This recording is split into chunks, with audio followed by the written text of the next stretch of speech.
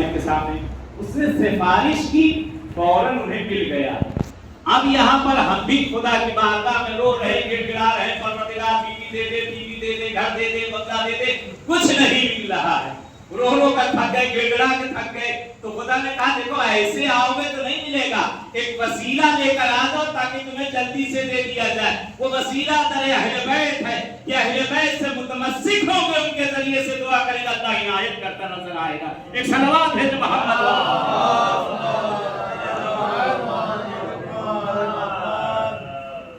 ادھر اہل بیت ہے جو ہمارے لیے ایک وسیلہ ہے، جو ہمیں اس بارگاہ کو ملا کر پہنچا دیتا ہے،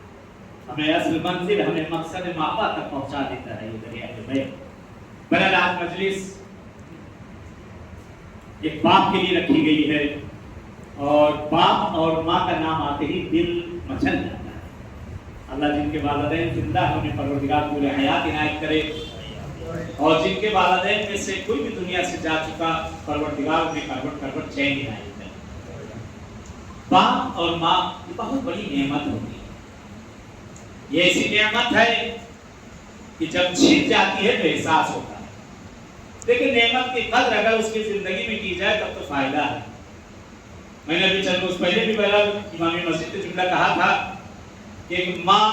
اور ایک باپ اگر بوڑھا ہو جائے، وہ ایک چشمے کے لیے، اس کی کوئی اوقات نہیں، اس کے لیے وہ ترستا رہے کہ اس کا نمبر بدل دیا جائے۔ ایک پھٹا پھوٹا بیچارہ پوری زندگی گزار دے رہا ہے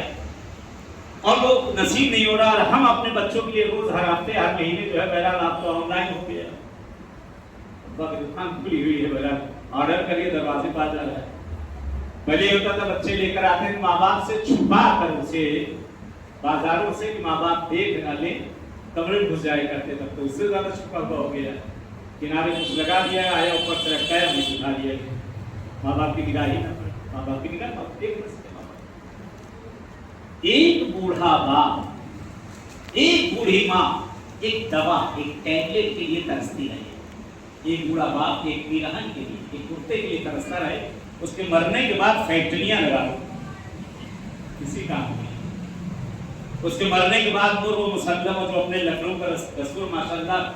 شاہی کھانے آپ بنا دیجیے، کوئی فائدہ نہیں۔ زندگی میں جو ایک لقمے کو ترستا رہا، ایک لباس کو ترستا رہا، اگر وہ نہ کر سکے پھر کوئی فائدہ نہیں ہے۔